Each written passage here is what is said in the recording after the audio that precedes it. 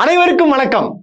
அதாவது மிகுந்த ஒரு பூரிப்பு சந்தோஷம் என் சொல்ல வார்த்தைகளே இல்லை. ஸோ அந்த அளவுக்கு பார்த்தீங்கன்னா ஒரு வெறித்தனமான ஒரு கூஸ் மூமெண்ட்டோட வந்து நான் உங்க பார்த்த உடனே அப்படியே வீடியோ போட்டே ஆகணும்னு சொல்லிட்டு டப்புன்னு வந்து உட்காந்துருக்கிறேன்.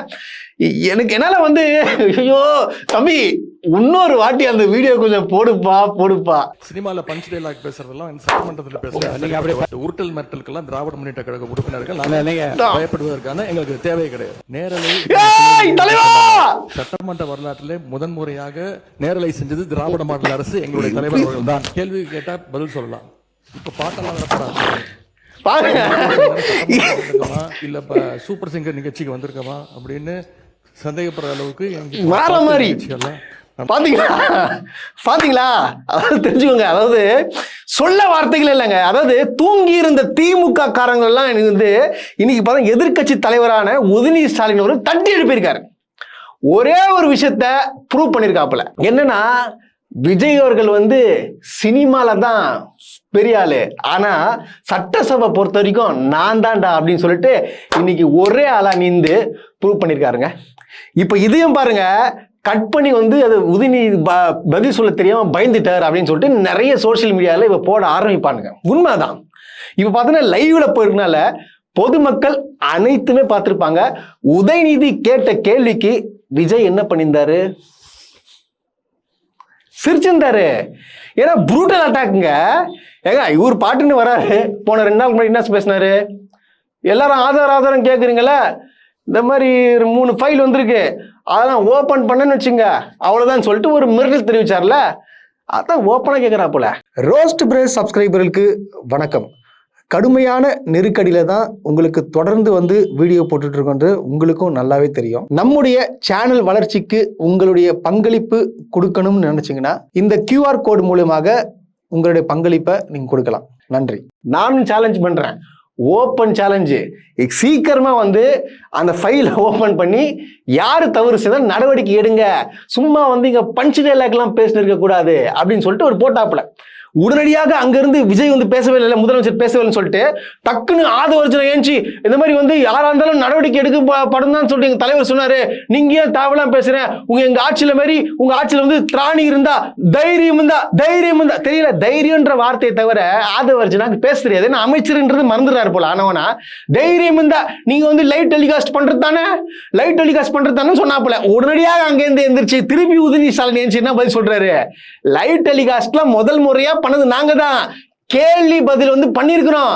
நாங்க ஏன் முழுமையா பண்ணலன்னா இங்க பாத்தீங்கன்னா சபாநாயகர் தினமும் அதாவது ஆளுங்கட்சி சார்ந்த அமைச்சர்களை பேசின ஒவ்வொரு வார்த்தையும் பார்த்து என்ன பண்றாரு? அவை விட்டு நீக்கிறாரு. இந்த அவை விட்டு நீக்கிற வார்த்தை எல்லாம் பார்த்தீங்கன்னா லைவ் போறதுனால எல்லா தொலைக்காட்சிகளிலும் சரி, அப்புறம் பார்த்தீங்கன்னா யூடியூப் சேனல்ல சரி எல்லாம் எடுத்து போட்டு பரப்பிட்டு இருக்காங்க, ரீல்ஸா பரப்பிட்டு இருக்காங்க. இது தப்பு இல்ல. இப்போ அப்புறம் எதுக்கு நீங்க அவையில நீக்கி என்ன பிரயோஜனம்ன்ற ஒரு வார்த்தையை கேட்டாரு. சபாநாயகரும் அக்செப்ட் பண்ணிட்டு அவரும் கரெக்டான கேள்வி இது யாரா எந்தெந்த சேனல்லாம் வந்து போட்டிருக்காங்களோ அவங்க மேல வந்து நாங்க வந்து என்ன உரிமை எடுப்போம் சொல்லிட்டு அவர் என்ன பண்ண சபாநாயகர் சொல்லிட்டாப்புல. இது தெரியாம ஏஞ்சி கத்தின்னு இருக்காப்புல. இதே பதில ராஜ்மோகன் எந்திரிச்சு என்ன சொல்றாரு? ஆமா, முதல் முறையாக 2021 அவங்க தான் வந்து லைவ் டெலிகாஸ்ட் பண்ணாங்கன்றது அவரே ஒத்துக்கினாரே. அப்புறம் ராஜ்மோகன் ஒரு விஜய் அவர்களை வந்து குஷிப்படுத்துறதுக்காக எங்க தலைவர் சொன்னதை செய்வார், அதே போல எதிர்கட்சி தலைவர் வந்து கேட்டிருக்காரு இந்த மாதிரி ஓபன் பண்ணுங்க அவரே கேட்டிருக்காருல, அவருடைய கோரிக்கையும் நிறைவேற்றப்படும் அப்படின்னு சொல்லிட்டாப்ல. எப்பா அவங்க தான் வந்து நடவடிக்கை எடுன்னு சொல்றாங்க, நீ என்ன எடுப்பேன்னு சொல்ற, எடுக்க மாட்டீங்க. எடுப்பேன்னு சொல்றிய, எடுக்க மாட்டியா? அதான கேள்வியா இருக்கு. அதே போல வந்து உதயநிதி ஸ்டாலின் வந்து கேட்கிறா போல, 3 மாசமா வந்து கடந்த 3 மாசமா இந்த மாதிரி வந்து நாங்க வந்து யாரெல்லாம் ஊழல் பண்றாங்களோ மொத்த ரெக்கார்டையும் எடுத்து விட போறேன்னு சொல்றீங்களே, ஏன் உள்ள ஜோசியக்காரங்களுக்காக வெயிட் பண்றீங்களா அப்படின்னு கேட்டான். உடனடியா யாரு நம்ம CTR நிர்மல்குமார் அவரு எந்திச்சு வந்து என்ன பண்றாப்புல, இந்த மாதிரி ஜோசியத்தை பத்திலாம் பேசாதீங்க, இந்த மாதிரி வந்து மஞ்சள் துண்டு போட்டிருந்தவரெல்லாம் ஜோசிய வச்சு பண்ணாரா இல்லையான்னு சொல்லிட்டு அதை நாங்கள் பேச வரோம்னு சொல்லிட்டு சொன்னதுக்கு உடனடியே உதயநிதி ஸ்டாலின் ஏன் அது பதில். நான் என்ன கேள்வி கேட்டேன், அவர் என்ன பதில் சொல்றாரு? அவர் என்ன கேட்டாரு? எப்போ இந்த நடவடிக்கை எடுப்பீங்க சொல்லுங்க. நாளைக்கு எடுக்கிறேன், இல்ல நாளைக்கு எடுக்கிறேன், இல்ல இன்னைக்கு எடுக்கிறேன்னு சொல்லுங்க. அதான கேட்கிற கேள்விக்கு பதில். அதை விட்டு ஜோசியத்தை அதுக்கப்புறம் திருப்பி பதில் சொல்றாப்புல உதயநிதி ஸ்டாலின். ஜோசியக்காரன் சொன்னது தப்பு இல்லையே. ஜோசியக்காரர்களுக்கு தான் பாத்தீங்கன்னா நீங்க என்ன பண்ணீங்க, நீங்க வந்து அரசு பதவி கொடுத்துட்டு எல்லா எதிர்ப்புகள் வந்த பிறப்பு என்ன பண்றீங்கன்னு பார்த்தோன்னா அவர் ஜோசியக்காரர்கள் நீக்குறீங்க அப்படின்னு சொல்லிட்டு யார் சொல்றா? உதயநிதி ஸ்டாலின் சொல்லிட்டாப்புல. இப்போ நிர்மல்குமார் பேச முடியாம சைலண்ட் ஆயிட்டாப்புல. அதான் எதனா ஒண்ணு இருக்கணும், பேசணும். வாய் இருந்தவங்க இஷ்டத்துக்குலாம் பேசக்கூடாது. நான் கேட்கிறேன், உதயநிதி ஸ்டாலின் வந்து இங்க ஆப்போசிட்ல உட்காந்துருக்காரு, விஜய் அவர்கள் வந்து உட்காந்துட்டு இருக்காரு. இவர் கேட்ட கேள்வி பதில் ஃபுல்லா வந்து முதலமைச்சர் என்ன பேசுறாரு தான் கேட்கிறாரு. அப்ப யார் பதில் சொன்னோம்? முதலமைச்சர் தானே பதில் சொன்னோம். முதலமைச்சர் பதில் சொல்லாம அப்படி சிரிச்சுன்னு உட்காந்துக்கிறாரு. எனக்கு புரியல. எனக்கு இது எதுக்கு? யாராவது கேட்டா பதில் சொல்லணுமோ? நானும் தானே சொல்லியிருப்பேன். ஓகே சொல்லிட்டீங்களா? நாங்கள் இன்னைக்கு சாயங்காலத்துலேருந்தே பார்த்தீங்கன்னா நடவடிக்கை எடுக்க போகிறேன், அது யாருன்னு சொல்லிட்டு கண்டுபிடிச்சி நடவடிக்கை எடுக்கப்படும் அப்படின்னு சொல்லியிருந்தா அது ஒரு கெத்து. சைலண்டாக உட்காந்துக்கிறீங்க. ஏன் உட்காந்துக்கிறீங்கன்னு தெரியல எனக்கு. இது படத்தில் மட்டும் தான் பஞ்ச் டயலாக் பேசுவீங்களா? இங்கே பேச மாட்டீங்களா? இவ பொதுமக்களாகிய நீங்கள் கவனிக்கணும். விஜய் அவர்கள் ஏன் உதயநிதி கேட்ட கேள்விக்கு சட்டசபையில் அப்பவே பதில் சொல்ல மாட்டார்? யாராச்சும் பதில் சொல்ல முடியுமா? ஏன் பேச மாட்டாரு? பேச சொல்லுங்க. ஆள் இல்லாத போது நேத்து முன்னேத்து ஆள் இல்லை, அப்போ வந்து இஷ்டத்துக்கு பஞ்ச் டயலாக் அந்த எல்லாம் விட்டீங்க. இப்போ விடுங்க. இப்ப விட்டா உடனடியாக உங்களுக்கு பதில் வரும். ஏன்னா இங்க தைரியமான ஆட்கள் இருக்காங்க, பயந்தாங்கோலி இல்ல. உடனடியாக இவரு பாத்தீங்க ஆதவர்ஜுனா நாங்க பயந்துட்டோமா திமுக வேணா மிசா கட்சியை பார்த்து வேணா இருக்கலாம், ஆனா நாங்க தனியா நின்று ஜெயிச்சு வந்திருக்கோம். நான் கேட்கிறேன் மிஸ்டர் ஆதவர்ஜுனா அவர்களே, நீங்க ஜெயிக்கவே இல்ல. திமுக காரங்க ஓட்டு போட்ட எம்எல்ஏக்களை நீங்க வச்சுட்டு இருக்கீங்க. அது உங்க கூட்டணியில் நின்றவங்க ஜெயிச்சு உங்க எம்எல்ஏக்கு கூட சேரல, திமுக கூட இருந்து தான் வந்திருக்காங்க. இப்ப அவங்க எல்லாம் நீங்க எப்படி ஆட்சி அமைச்சிருப்பீங்க? நீ தைரியம் தான் இந்த மாதிரி பேசக்கூடாது. ஆனவன தைரியம் தைரியம் தைரியம் தைரியம் தைரியம் என்ன தைரியம் தெரியல எனக்கு. இது இப்போ ஜோசியக்காரன் சொன்ன உடனே இப்போ ஜோசியக்காரனுக்கு வந்து பாத்தீங்கன்னா இப்போ ராஜ்மோகனுக்கு அப்படியே பொத்துக்குச்சு. ஜோசியக்காரன்ற வார்த்தைலாம் வந்து நீங்க வந்து பெருசா வந்து நீங்க சொல்லாதீங்க, அதுவும் ஒரு தொழில் தானே. அதான் திருப்பி அவனு சொல்றாரு, அதான் நாங்க ஒன்னே வந்து ஜோசிய தொழில வந்து தப்பா ஒன்றும் பேசலைங்க, நீங்க வந்து வேலை கொடுத்துட்டு நீங்க அதை பத்தி தான் நாங்க சொல்றோம்னு சொல்லிட்டு அவர் எடுத்து வச்சிட்டாரு. இப்ப நான் கேட்கிறேன், அதாவது இந்த ஜோசியக்காரங்க வச்சுதான் வந்து இந்த தாவேக்க அரசியல் கட்சி இயங்குதுன்றத நான் சொல்லலைங்க, அந்த சம்பந்தப்பட்ட ஜோசியக்காரர் சொல்லியிருக்காரு. நீங்க வீடியோ போடுப்பா. இந்த பேரை வெற்றிங்கிற பேரை நான் தான் செலக்ட் பண்ணி கொடுத்தேன். VETTRI அற்புதம். 22 பேர். தோனி எழுதி பாருங்க 22 வரும், கங்குலி எழுதி பாருங்க 22 வரும். வெற்றினா முருகன். இது முருகனுடைய நம்பர் வந்து 22. அதுக்காக வச்சு கொடுத்தேன். எக்ஸ்ட்ராடனே ஜெயிப்பாங்க. இன்னைக்கு இந்த லான்ச் ஆகுது, பியூட்டிஃபுல்லா போகும். வாழ்த்துக்கள். எனக்கு தெரியும் டிவி கேக் பேர் வச்சவன் நானு. சோ எப்படி இன்னைக்கு தலைவர் சிஎம் உட்காந்துருக்காரு பாத்தீங்களா? என்ன சொல்றாரு? நான் தான் வந்து டிவிகேன்ற பேரு நான் தான் வச்சேன். இப்ப பாத்தீங்கன்னா வெற்றி அப்படின்னு சொல்லிட்டு எல்லாத்துல போடுறாங்க. VETTRI வெற்றி. அந்த வெற்றியும் நான் தான் வந்து நியூமராலஜிக்கல் மூலியமா நான் தான் பண்ணி விட்டேன், நான் தான் பண்ணேன் அப்படின்னு சொல்லிட்டு அவர் சொல்றாரு. பேர் வச்சுதான் அவர் தான், வெற்றி நியூஸ் சேனல் வச்சுதான் அவர் தான். இது நான் சொல்ல, அவர் சொல்றாரு. அப்புறம் நீங்க எதுக்கு பெரியார கொள்கை தலைவரை வச்சுட்டு இருக்கீங்க? அப்போ பெரியார தூக்கி இறக்கி வச்சுட்டு இந்த ஜோசியக்கார ஃபேஸ் போட்டு போட்டோ போட்டு வச்சிருக்கீங்களா? அவரு ஒரு கொள்கை தலைவரை வச்சிருக்கு தானே. ஏன்னா அவர் சொல்றது தானே இயங்கிட்டு இருக்குங்க கட்சி. இதையும் நான் சொல்லங்க. அப்ப நான் சொல்லிட்டு என்ன சொல்றாதீங்க. அதாவது இந்த ஜோசியக்காரர் சொல்றாப்புல. அப்புறம் என்னது இது? அப்புறம் ஏன் வந்து நீங்க பெரியார் கொள்கை அப்போ அந்த ராஜ்மோகன் இவர் தான் மெயின். அதனால வந்து இவர் சும்மா வந்து இந்த மாதிரி பேசிட்டு இருக்க கூடாது. அதனால தெளிவா பேசணும். நீங்க தமிழ் உங்களுக்கு புலமை அது எல்லாமே கரெக்டா இருக்கு. அங்க இருக்கக்கூடிய ஒரு எனக்கு தெரிஞ்சு நல்லா பேசக்கூடிய ஒரே ஆள் யாருன்னு பார்த்தா ராஜ்மோகன் மட்டும்தான். அதுல மாற்று கருத்துன்றதே கிடையாது. ஆனா நீங்க கருத்து எடுத்து வைக்கும் போது என்ன அவருக்கு என்ன கேட்டார், என்ன பதில் சொல்லணுன்றத அதை கேட்டு தெளிவுபடுத்துங்க. நீங்களும் வந்து நிர்மல்குமார் மாதிரியும் ஆதவர்ஜுனா மாதிரியும் பேசாதீங்கன்றத ஒரு தாழ்மையான வேண்டுகோளை விடுக்கிறேன். யாருமே எதிர்பார்த்திருக்க மாட்டாங்க. அந்த அளவுக்கு வேற லெவலான ஒரு சம்பவம் பண்ணிட்டாரு நம்முடைய எதிர்க்கட்சி தலைவர் உதயநிதி ஸ்டாலின் அவர்கள். அவர் வந்து அதாவது என்ன சொல்லியிருக்காருன்னா, இப்ப 2 நாளுக்கு முன்னாடி வந்து நம்மளுடைய முதலமைச்சர் வந்து ஒரு மிகப்பெரிய சாதனை பண்ணிட்டாங்க சொல்லிட்டு பாட்டெல்லாம் பாடினாங்கல்ல. அதாவது எல்லா எம்எல்ஏக்களும் பார்த்தீங்கன்னா 234 தொகுதி எம்எல்ஏக்களும் பார்த்தீங்கன்னா கார் கொடுக்கப்படும் அப்படின்னு சொல்லியிருந்தாங்க. இது பார்த்தீங்கன்னா நிறைய தரப்பினர், அது பொதுமக்களும் சரி பார்த்தீங்கன்னா எதிர்ப்பு தெரிவிச்சிருந்தாங்க இல்லையா? எதுக்கு கார் இப்போ தேவையில்லாம அவங்களுக்கு கொடுங்க, எல்லாரும் கார் இருக்கு, இல்லாதவங்களுக்கு கொடுத்தா கூட பரவாயில்லன்னு சொல்லிட்டு ஏகப்பட்ட வந்து எதிர்ப்புகள் தெரிவிச்சிருந்தாங்க. சோ இதை எடுத்து பார்த்தோன்னா இன்னைக்கு சட்டசபைக்கு வந்த எதிர்கட்சி தலைவர் உதயநிதி ஸ்டாலின் என்ன சொன்னார்னா, அதாவது அறிவிச்சிருக்காங்க 234 பேர் கார் அறிவிச்சிருக்காங்க. எங்களுக்கு அந்த கார் எங்களுக்கு தேவையில்ல. திமுகவை சார்ந்த 59 எம்எல்ஏக்களுக்கும் அந்த கார் தேவையில்லை. ஏன்னா நிதி நெருக்கடி கருதி, ஏன்னா பார்த்தீங்கன்னா முதலமைச்சர் சொல்லியிருக்காரு நிதி நெருக்கடியில் இருக்கும், அதனால வந்து இது மக்களுக்கு எதை செலவு பண்றோம், ஸோ வந்து எங்களுக்கு அந்த கார் எங்களுக்கு வேண்டாம்னு சொல்லிட்டு யார் சொன்னா, உதயநிதி ஸ்டாலின் அவர்களுக்கு சூப்பரா சொல்லிட்டு வந்து உக்காண்டா போல. உடனடியாக ஆதவர்ஜுனா எதனா ஒண்ணு பேசணும்ல, பேசுறதுக்கு ஏன் அப்ப நீங்க கார் வேணான்ட்டீங்களே, அப்புறம் ஏன் வந்து நீங்க அரசு பங்களால நீங்க ஏன் இருக்கிறீங்கன்னு சொல்லிட்டு ஒரு கேட்டாப்புல கேள்வி. எப்படிதான் அமைச்சர் ஆனீங்களோ எம்எல்ஏ ஆனோ சத்தியமான்னு தெரியல. அதாவது பாத்தீங்கன்னா சாதாரணமா ஒரு பேசிக் தெரிஞ்சவங்க வந்து பேச மாட்டாங்க. எதிர்கட்சி தலைவருக்கு கண்டிப்பா வந்து அரசு பங்களா கொடுத்துதான் ஆகணும், இது கட்டாயம், இதுதான் உண்மை. என்ன 5-6 வீடு இருந்தாலும் அரசு பங்களான்றது கொடுத்தாகணும், அவர் அங்கதான் இருக்கணும். அதே போல முதலமைச்சர் அவர்களும் பார்த்தீங்கன்னா அரசு பங்களா இருக்கணும், அதுதான் ரூல்ஸ். அமைச்சர்களும் அப்படிதான் இருக்கணும், இதுதான் பக்கா ரூல்ஸுங்க. இது கூட தெரியலையா அவருக்கு? தெரியல. சரி, இப்போ 234 எம்எல்ஏக்கள் இருக்காங்கல்ல, இப்போ சென்னையை சார்ந்த அனைத்து எம்எல்ஏக்களுக்கும் பார்த்தீங்கன்னா எம்எல்ஏ ஹாஸ்டல் கொடுத்துருக்காங்க. எம்எல்ஏ ஹாஸ்டல் கொடுத்துருக்கீங்களா இல்லையா? அப்போ இப்போ சென்னையில் சொந்த வீட்டுலாம் இருக்கிறாங்களா, அவங்களாம் வீடு வேணான்னு சொல்லிட்டு போறதானே, போக முடியுமா? போக முடியாதுங்க. இது ஒரு புரோட்டோகாலு. அந்தந்த எம்எல்ஏக்குன்னா அந்தந்த வீடு அரசு சார்பாக கொடுத்து தான் ஆகணும். வேணான்னு சொல்றதுலாம் கிடையாது, கண்டிப்பாக கொடுத்து தான் ஆகணும், அதை யூஸ் பண்ணி தான் ஆகணும். வேணான்னு சொன்னா அதுக்கு சம்மந்தப்பட்ட டாக்குமெண்ட்ஸ் டீடைல்ஸ்லாம் கொடுத்து தான் நீ வேணான்னு சொல்ல முடியும், தவிர இது சொல்ல முடியாது. இது ஒரு பேசிக். இது தெரியாம ஆதவர்ஜுனா ஏஞ்சி என்ன பேசணும்னு தெரியாம ஏது என்னன்னு தெரியாம இஷ்டத்துக்கு பேசி விடுறது, இதெல்லாம் எப்படின்னு சத்தியமா புரியவே இல்லை. அதாவது பாருங்க, நான் இப்பயே சொல்றேன், இந்த அரசு கார் வந்து அனைத்து எம்எல்ஏ கொடுக்கறது வேஸ்ட். ஓப்பனா சொன்னா வேஸ்ட். இப்போ வந்து இவர் எதிர்கட்சி தலைவர் வேணான்னு சொல்ற, திமுக வேணான்னு சொல்லிட்டாங்க. அதாவது உண்மையா சொன்னா அங்க இருக்கிற எனக்கு தெரிஞ்சு ஒரு 4-5 பேர்கிட்ட தான் கார் இருக்காதுன்னு நினைக்கிறேன். அதுவும் டவுட்டு. எல்லார்கிட்டையும் கார் இருக்கு, அதான் உண்மை. அதாவது அரசு காசை வேஸ்ட் பண்ணாதீங்க, அது மக்கள் வரி பணத்தை தயவு செய்து வேஸ்ட் பண்ணாதுன்றதை நான் இந்த வீடியோ மூலமா நான் கேட்டுக்கிறேன். அதே போல இந்த நிர்மல் குமார் காஃப் குமாருக்கு எவ்வளவு நெஞ்செழுத்து தைரியம் வந்தா, அதாவது பாருங்க, வேணும்னே முன்னாள் கரூர் எம்எல்ஏ அப்படின்னு சொல்லிட்டு நைஸா வந்து டக்குன்னு மாத்திராப்புல, ஓ தவறு சாரி நீக்கிடுங்க, நான் வந்து தெரியாம சொல்லிட்டேன், கோயம்புத்தூர் அப்படின்னு சொன்னோன்னே அங்க இருந்து ஏஞ்சி கேள்வி கேட்கறாங்க, வேணுன்ட்டு பேசுறீங்களா, என்ன காரணக்காடி பேசுறீங்கன்னு சொல்லிட்டு ஏஞ்சி கேள்வி கேட்கறாங்க.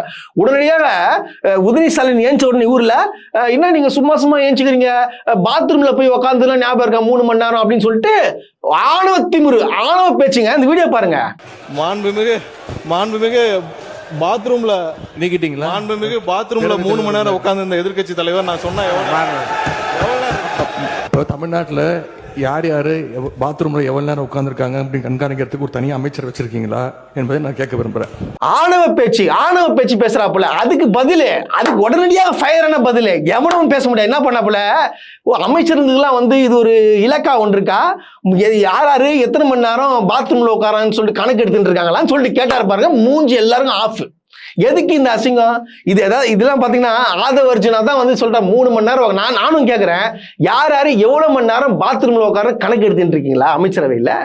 எப்படி ஒரு சட்டசபையில வந்து சம்பந்தமே இல்லாம 3 மணி நேரம் உட்கார்ந்தாரு பாத்ரூம்ன்றது, இது எப்பாற்பட்ட ஒரு பேச்சு இது? சட்டசபைக்கே தகுதியற்றவர் யாருன்னா இந்த முக்கியமான நபர் யாருன்னு பார்த்தீங்கன்னா ஆதவர்ஜுனா பரவாயில்ல, இந்த வந்து நிர்மல் குமார்.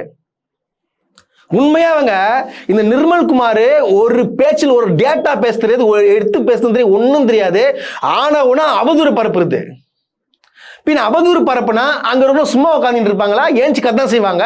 உடனே ஆதவர்ஜுனா ஏஞ்சி இந்த பக்கத்துல நீங்க ஏஞ்சிங்கன்னா நாங்களும் ஏஞ்சிப்போம், எங்க பக்கம் எத்தனை பேர் இருக்காங்க பாத்தீங்களா, ஏஞ்சி சட்டசபை நடக்காது, ஏஞ்சி கத்தி மிரட்டுறீங்களா? பொதுமக்களாக நீங்க பார்த்து தானே இருக்கிறீங்க, எப்படி இவங்களுக்கு ஓட்டு போட்டுன்னு சொல்லிட்டு தோணலையா? இவங்கெல்லாம் ஒரு ஆளுங்கன்னு சொல்லிட்டு உட்கார வச்சிருக்கீங்களே, எனக்கு புரியல. எனக்கு இதுல வேற புஷியானது ஏன்னு சொல்றாப்புல.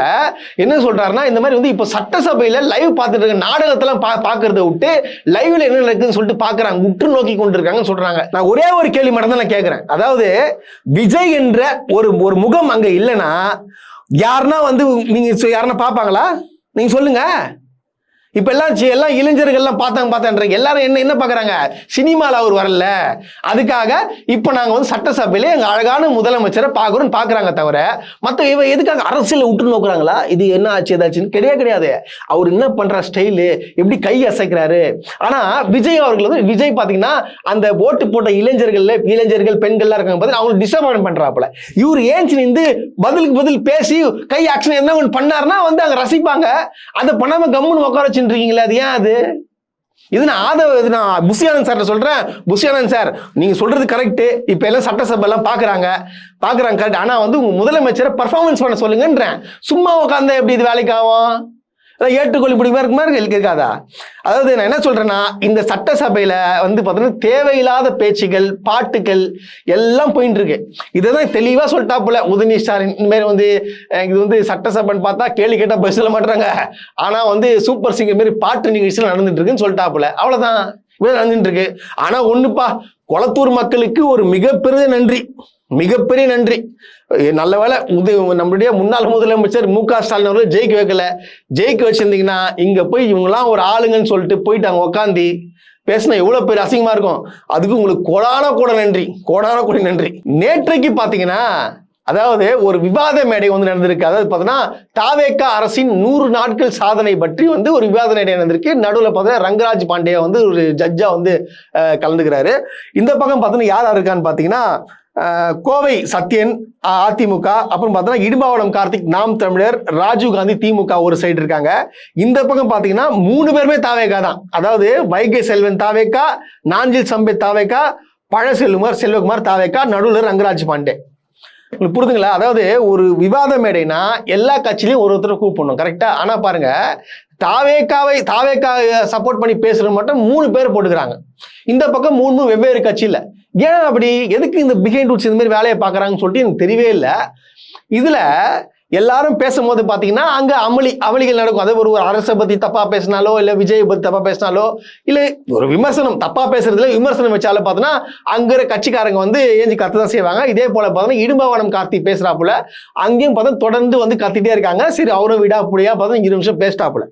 இந்த பக்கம் பாத்தீங்கன்னா அடுத்தது யார் எந்திரிச்சாரா, நாஞ்சில் சம்பத் எந்திரிக்கிறாப்புல. நாஞ்சில் சம்பத் எந்திரிச்சு இப்போ கடுமையான விமர்சனம் வைக்கிறாப்புல திமுக ஆட்சி மேல. சரிங்களா? ஆட்சியில் வைக்கும் போது இங்க இருக்கிறவங்க எஞ்சி கத்ததான் செய்வாங்க. கத்தவங்க நார்மலா கத்துறது, அது கத்துறத பொறுத்துக்க முடியாம நாஞ்சில் சம்பத் வந்து என்ன வார்த்தை விடுறாரு பார்த்தீங்கன்னா, தே பசங்களா அப்படின்னு சொல்ற ஒரு வார்த்தைய, ஒரு கொச்சப்படுத்தக்கூடிய கேவலமான வார்த்தைய பொது மேடையில திட்டாப்புல. கீழே இருக்கும் சும்மா இருப்பாங்களா? அவங்க அம்மாவையும் தப்பா பேசினா சும்மா விட நினைச்சிட்டு இறங்கி போய் ஏறி கேட்க போயிருக்காங்க. அப்போ வந்து இங்க நண்பர் வந்து சேரத்து விட்டுக்கிறாப்புல. உடனடியாக இது என்ன போட்டாங்கன்னா, திமுக செய்த அராஜகம், எப்படி வந்து இந்த மாதிரிலாம் வந்து சாரெல்லாம் தூக்கி அடிப்பாங்க, என்ன ரவுடிசம் பண்றாங்களான்னு சொல்லிட்டு ஒரு பக்கம் போடுறாங்க. இது தப்பு இல்லையா? நாஞ்சில் சம்பத் இந்த மாதிரி வார்த்தை பேசலாமா? நாவுக்கரசர்னு சொல்லிட்டு ஒரு பேர் இருக்கு. அந்த ஒரு ஆனா பார்த்தா நாவடக்கம் இல்லாம இந்த மாதிரி தாவேக்கால இருந்து கொண்டு ஒரு கட்சி, ஒரு ஆளுங்கட்சியில வந்து தே பசங்களா என்ற ஒரு வார்த்தையை விடுறது எவ்வளவு ஒரு அயோக்கியத்தனமான செயல். அது இது கேவலமான வேலை. அதாவது ஒரு திமுக இருக்கும்போதுல பார்த்தீங்கன்னா ஒரு மிகப்பெரிய ஒரு பக்கா பேச்சாளருங்க. தமிழ் ஒரு மாதிரி பேசுறதுக்கு சத்தியமா முடியாது, அந்த அளவுக்கு பக்காவாக பேசக்கூடியவர். தாவேக்கால போய் சேர்ந்த உடனே அந்த வார்த்தைகள் மாறி போயிட்டு என்னென்ன வார்த்தை வருது பாத்தீங்களா? அதுதான் இருக்கிற கட்சி கரெக்டா இருக்கணும், இல்லனால நீங்க சரியா இல்ல. இப்போ நான் மாண்புமிகு முதலமைச்சர் திரு ஜோசப் விஜய் அவர்களுக்கு நான் ஒரே ஒரு கோரிக்கை வைக்கிறேன். இந்த மாதிரி தே பசங்களா அப்படின்ற ஒரு வார்த்தையை விட்டுருக்காரு, ஏன் இவர் மேல நடவடிக்கை எடுக்கல? இது என்ன பேச்சு? இது கண்டிப்பாங்க இவர் மேல எஃப்ஐஆர் போட்டாகணும். ஒரு பொதுவெளியில இந்த மாதிரி வந்து நேருக்கு நேரா அங்க இருந்தவர்களை அசிங்கமாக பேசுறது எவ்வளவு கேவலமான வேலை. அது என்ன தைரியத்துல பேசுறாரு? யாருன்னா பேச சொல்லி கொடுத்தாங்களா இந்த மாதிரி பேசுன்னு சொல்லிட்டு? இது அயோக்கியமான செயல் இல்ல? இதெல்லாம் படு கேவலங்க. இதெல்லாம் வந்து ஏற்றுக்கொள்ள முடியாது. இதெல்லாம் வந்து முதல்வர் விஜய் அவர்கள் வந்து கண்டிப்பா வந்து இந்த மாதிரிலாம் பேசணும்னு சொல்லிட்டு ஒரு கண்டிச்சு வைங்க, ஒரு எஃப்ஐஆர் போட்டு விடுங்க. அதுக்கு இன்னைக்கு சட்டசபைக்கு முன்னாடி பார்த்தோன்னா தூய்மை பணியாளர்கள் வந்து போராட்டம் பண்ண, அதாவது நம்ம விஜயை பார்த்து நாங்கள் கோரிக்கை வைக்கணும் அப்படின்னு சொல்லிட்டு ஒரு சின்ன ஒரு கேட்குறாங்க. அங்கே பார்த்தா காவல்துறை நடக்குது, அவங்க போராட்டம் பண்ண ஸ்டார்ட் பண்ணுறாங்க. அதாவது ஒரு அம்மா என்ன கேள்வி கேட்குறாங்கன்னா, ஏங்க எங்களுக்கு அரசு வேலை வந்து கொடுக்குறேன்னு சொன்னீங்க, இந்த சம்பளம் உயர்வும் கொடுக்குறேன்னு சொன்னீங்க, இது வந்து போன ஆட்சியில் கொடுக்குறேன்னு ப்ராமிஸ் பண்ணியிருந்தாங்க, ஆனால் பார்த்தா நாங்கள் வரல, ஆனால் நீங்கள் எனக்கு கொடுக்குறேன்னு சொல்லிட்டு நீங்கள் வந்து எங்களை வந்து உங்கள் வீட்டுக்கு வர வச்சு நீங்கள் வந்து எங்களுக்கு ப்ராமிஸ் பண்ணீங்க நான் பண்ணுறேன்னு சொல்லிட்டு. ஆனால் இப்போ இந்த பட்ஜெட் தாக்கலும் சரி எதுலையும் சரி தூய்மை பணியாளர்களுக்கு எதுவுமே சொல்லவே இல்லை. நீங்க என்ன சார் இதுன்னு சொல்லிட்டு கேள்வி கேட்கறாங்க. இங்க பாருங்க இந்த வீடியோ போடுப்பா. இதே ரிப்பன் மாளிகைக்கு முன்னாடி போன வருஷம் 1/8/2025 அப்ப 13 நாள் போராட்டத்துல தூய்மை பணியாளர்கள் எங்களை பனையூர் அலுவலகத்துல அவர் வந்து அழைச்சு எங்களை பேசினாரு.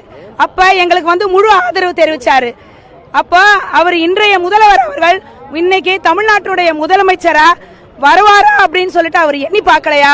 வந்த பிறகு எங்களுடைய கோரிக்கைகளை நிறைவேற்றாம இருக்கிறதுக்காக அவர் வந்து மௌனம் சாதிக்கிறாரா?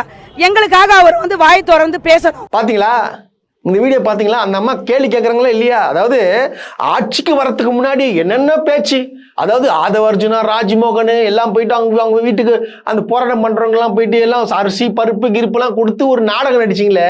இப்ப ஆளுங்கட்சியான பருப்பு ஏன் கைட்டு விடுறீங்க? ஏன்னா பதில் சொல்லவே இல்லையா? நீங்க கேட்குறாங்களே கேள்வி, பதில் சொல்லுங்க. அதாவது புரிஞ்சுக்கோங்க, இந்த போராட்டம் நடத்தணும் சரி, அதாவது உங்ககிட்ட அமைச்சர்கள் நேரடியாக வந்து போராட்ட காலத்தில் வந்து சந்திச்சு உங்களுக்கு நான் என்ன பண்ணுன்னு சொல்லிட்டு எல்லாம் பண்ணிட்டு அதுக்கப்புறம் பார்த்தீங்கன்னா அந்த உங்களுக்கு வேலை கொடுக்கறதாகவும் சொல்லியிருந்தாங்க. அதெல்லாம் பார்த்தீங்கன்னா உங்களுக்கு சுமூகமாக முடிஞ்சிச்சு. ஆனால் இப்போ வந்த அரசு நான் எல்லாம் பண்ணித்தரேன், வந்த உடனே பண்ணித்தரேன்னு சொன்னாங்களே, செஞ்சாங்களா? அதுதாங்க ஒரு அரசியல்வாதிக்கும் ஒரு நடிகருக்கும் உள்ள வித்தியாசம். தயவு செய்து புரிஞ்சுக்கோங்க. இனிமேல் வரக்கூடிய தேர்தல்களில் சிந்திச்சு வாக்களிங்க.